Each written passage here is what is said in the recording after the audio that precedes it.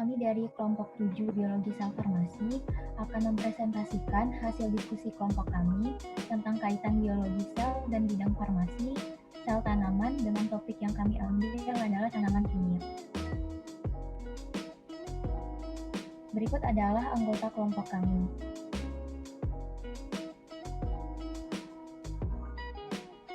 Kunyit atau Curcuma domestica Val merupakan salah satu tanaman yang banyak dibudidayakan di Indonesia.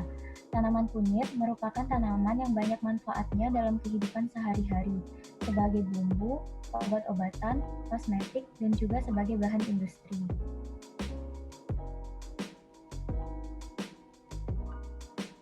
Klasifikasi tanaman kunyit tergabung dalam kingdom Plantae atau tumbuhan, subkingdom Tracheobionta atau tumbuhan berpembuluh, dengan superdivisi Spermatophyta atau tumbuhan berbiji, divisi Magnoliophyta atau tumbuhan berbunga, kelas Liliopsida yang tergolong dalam kelas monokotil, subkelas Zingiberidae, ordo Zingiberales, famili Zingiberaceae atau kelompok jahe-jahean, dengan genus Curcuma dan spesies Curcuma longa menurut penamaan Linnaeus. Senyawa yang terdapat dalam kunyit. Yang pertama, kurkuminoid. Kunyit mengandung kurkuminoid yang terdiri dari kurkumin 10,92%, desmethoxycumin sebanyak 10%, dan bisdesmethoxycurcumin sebanyak 1-5%. Kurkuminoid juga memberi warna kuning pada kunyit. Kurkumin terdiri dari 0,3-5,4% dari jumlah kunyit mentah. Struktur kimianya dapat dilihat sebagai berikut. Rumus molekulnya IC21H20O6 atau C21H20O6. Nama lain kurkumin yaitu Diveroylmethane, natural yellow tree, turmeric yellow, kurkuma, Indian saffron, dan lainnya. Titik leburnya 356 sampai 361 derajat Fahrenheit. Berikut adalah gambar struktur kimia dari demectoxycurcumin dan bisdemectoxycurcumin. Yang kedua yaitu minyak atsiri. Minyak atsiri dalam kunyit terdiri dari keton sesquiterpen, turmeron 60%, zingiberin 25%, phelandren, sabinen, borneol, dan sineil. Minyak atsiri yang terkandung dalam kunyit sebesar 2-5% terdapat di bagian rimpang dan daun kunyit itu sendiri. Aroma khas kunyit berasal dari minyak atsiri yang memiliki kandungan alkohol sesquiterpen. Berikut adalah gambar struktur kimia dari beberapa komponen minyak atsiri.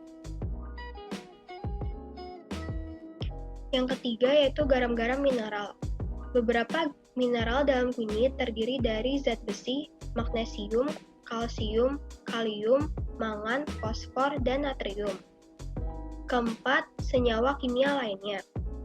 Kandungan lainnya dalam kunyit yaitu arabinosa, 12% fruktosa, 28% glukosa, 8% pati, 1-3% lemak, 3% karbohidrat, 30% protein, 45-55% vitamin C, tanin, dan damar.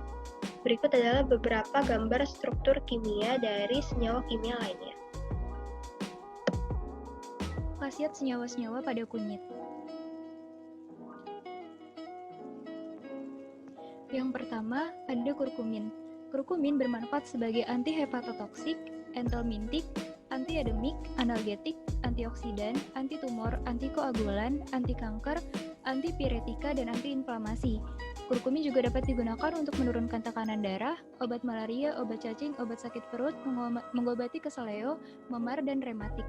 Kurkumin pada kunyit bekerja dalam menghambat reaksi sikloksigenase, sehingga dapat menghambat atau mengurangi terjadinya inflamasi, sehingga akan mengurangi atau bahkan menghambat kontraksi uterus. Kurkumin sebagai analgetik akan menghambat pelepasan prostaglandin yang berlebihan melalui jaringan epitel uterus dan akan menghambat kontraksi uterus. Kurkumin merupakan antioksidan yang kuat. Manfaat kunyit sebagai anti kanker dan anti tumor telah dibuktikan secara in vitro.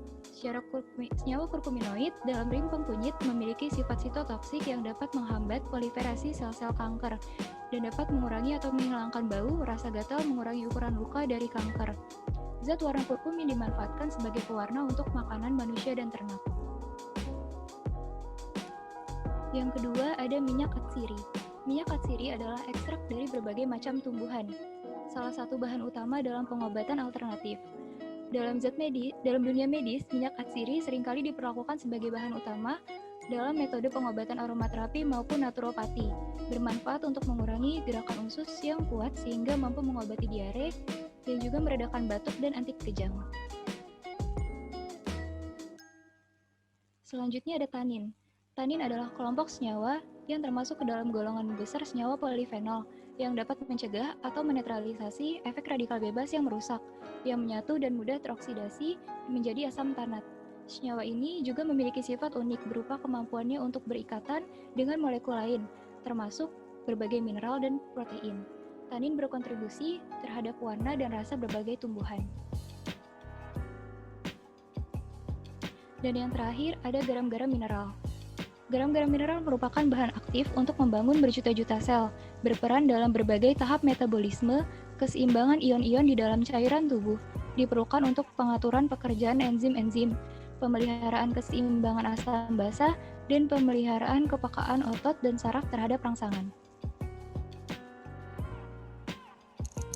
Selanjutnya, senyawa kurkumin dalam dunia farmasi. Senyawa kurkumin dalam dunia farmasi telah dilaporkan dapat digunakan untuk antibiotik, antiviral, antioksidan, anti kanker, dan untuk penanganan penyakit Alzheimer. Penelitian tentang kurkumin yang berkaitan dengan efek farmakologi sangat banyak, namun terdapat sejumlah publikasi yang menunjukkan kesimpulan yang kontradiksi, bahkan terdapat simpang siur informasi terkait senyawa kurkumin. Yang menarik perhatian selanjutnya adalah apakah kurkumin bisa membantu penyembuhan COVID-19? Karena diketahui sejak epidemi SARS tahun 2003, reseptor SARS-CoV-2 adalah angiotensin converting enzyme 2. Penelitian kurkumin dilaporkan dapat meningkatkan SCI2 pada hewan uji tikus, namun belum ada studi langsung yang berhubungan dengan infeksi virus corona. Oleh karena itu, diperlukan penelitian lanjutan terhadap manfaat kurkumin dalam penyembuhan COVID-19 seperti pada tanaman kunyit, temulawak, jahe yang mengandung puluhan senyawa lainnya. Efek farmakologi gabungan senyawa kimia dalam tanaman tersebut tentu bisa berbeda dengan efek farmakologi kurkumin secara tunggal. Karena secara empiris, kandungan multisenyawa kimia dari tanaman tersebut juga dinyatakan bermanfaat sebagai imunomodulator yang bisa digunakan untuk menjaga daya tahan tubuh.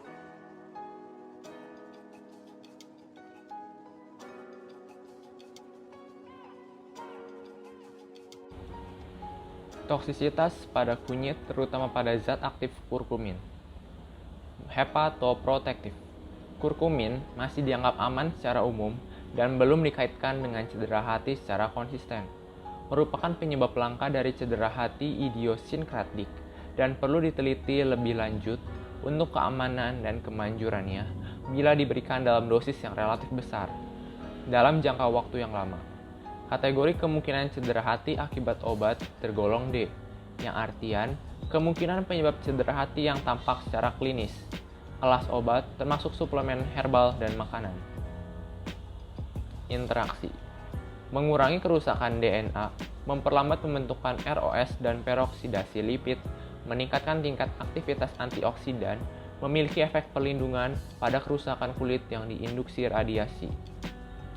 Toksisitas pada manusia dianggap sebagai nutraceutical karena sifat antiinflamasi, antitumor, dan antioksidan yang kuat.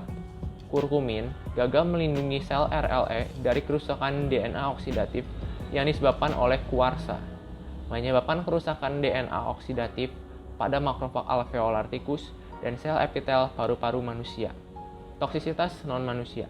Tidak ada efek samping dari sediaan kurkumin yang dicatat pada hematologi, parameter kimia serum, dan urinalisis. Bisa saya jelaskan mekanisme kerja kurkumin di dalam tubuh. Yang pertama merupakan metabolisme kurkumin. di mana pada awalnya kurkumin mengalami metabolisme usus yang cepat untuk membentuk dihidrokurkumin dan kurkumin cepat melalui mekanisme yang bernama O-conjugation. Kurkumin juga dapat mengalami metabolisme kedua intensif di hati, di mana metabolit utama yaitu glucuronate-hidrokurkumin dan heksahidrokurkumin dengan dihidroferulic acid dan jejak asam ferulik sebagai metabolit lebih lanjut. Nah, metabolit ini direferensikan dalam empedu 3. Dan beberapa metabolit kurkumin tertentu seperti misalnya tetrahidrokurkumin mempertahankan sifat antiinflamasi dan antioksidan. Nah, buat ini akan dibahas lebih lanjut.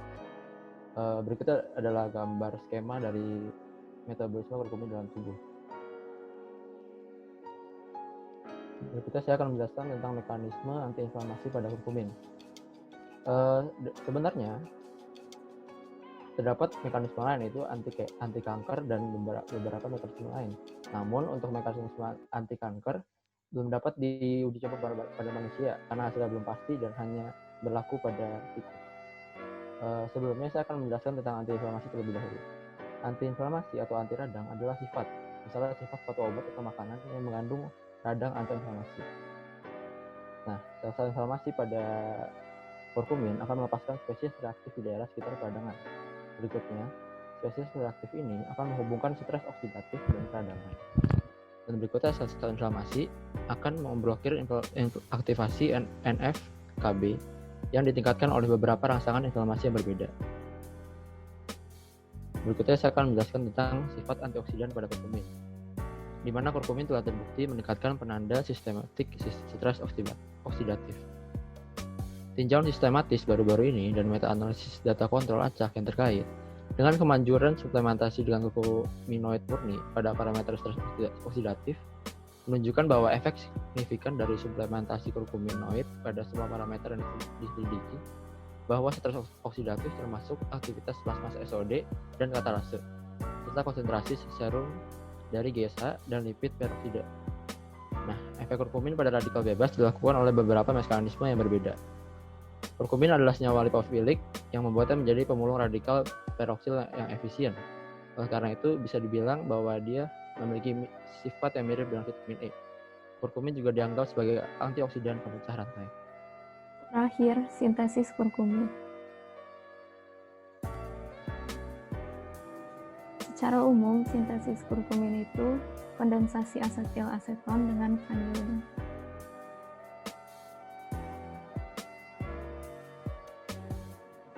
Berikut adalah tahapan sintesis kurkumin. Sintesis kurkumin itu membutuhkan waktu sebanyak 4 hari. Di hari pertama, vanilin dan tributil borat dilarutkan dalam etil asetat. Selanjutnya, hasil reaksi asetil aseton dan anhidraborat ditambahkan ke dalam larutan lalu diaduk. Ditambahkan butil amin tetes demi tetes setiap 10 menit. Mengadukkan seperti itu dilakukan selama 4 jam, lalu didiamkan 1 malam. Pada hari kedua, HCl ditambahkan pada campuran, diaduk selama 1 jam. Larutan organik dipisahkan, larutan air diekstraksi 3 kali dengan etil asetat. Selanjutnya, lapisan etil asetat tersebut dijadikan satu dan dicuci dengan aqueous hingga netral. Ditambahkan natrium sulfat kering secukupnya untuk menghilangkan tapak air. Didiamkan selama 1 malam. Pada hari ketiga, lapisan etil asetat yang sudah bebas air diuapkan hingga kering. Metanol PA atau proanalisis ditambahkan untuk rekristalisasi. Didiamkan di lemari es selama 1 hari. Pada hari terakhir, kurkumin yang dihasilkan disaring dan dicuci dengan metanol dingin. Hasil sintesis kurkumin itu ada 2. Yang pertama, analog kurkumin, yaitu senyawa yang biasanya berbeda dengan bentuk dasar kurkumin. Gambarnya itu yang paling kiri.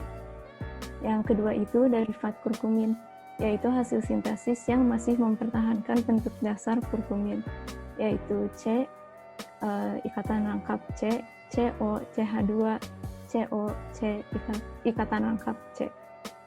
Berikut adalah referensi dari data yang kami paparkan.